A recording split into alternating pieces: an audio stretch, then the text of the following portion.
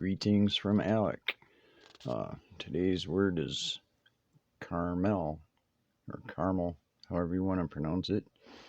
The reason I got here is kind of weird, but watching the Weather Channel, and yesterday there was tornado warnings for Moscow, not Moscow, Russia, but Moscow, Mississippi. Today was tornado warnings for Mount Carmel in I forget where, Indiana or somewhere. Anyway, so here we go. There was war back in the Old Testament in Judges chapter 4, which we did a video on, and there's Barak and Deborah that fought the war there.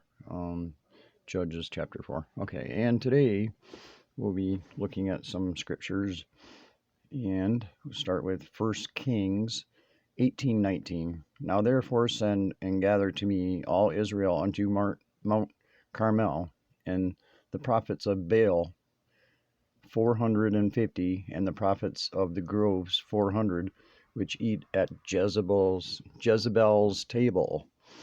2 Kings 4:25. So she went and came unto the man of God to Mount Carmel.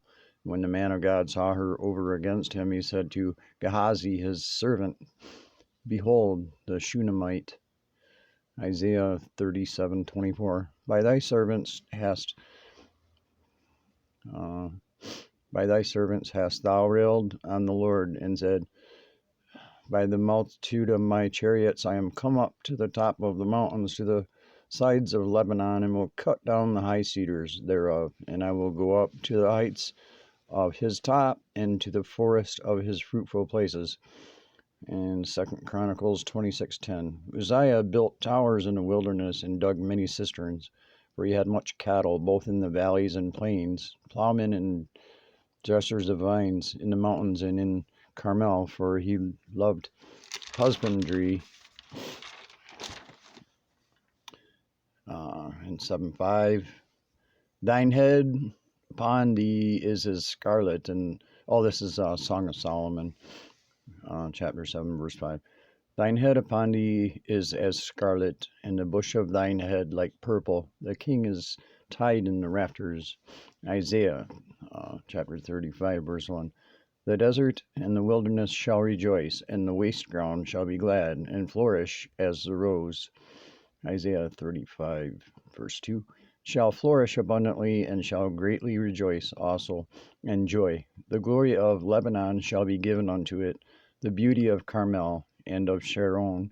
They shall see the glory of the Lord, and the excellency of our God. Jeremiah chapter 46, verse 18.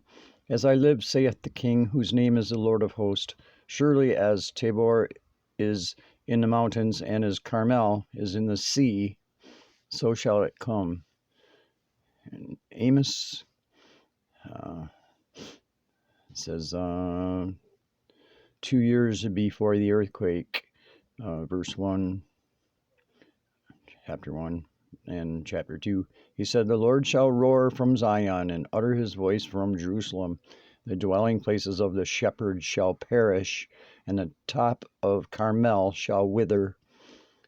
Verse 9:3, And though they hide themselves in the top of Carmel, I will search and take them out thence, and though they be hid from my sight in the bottom of the sea, thence will I command the serpent, and he shall bite them.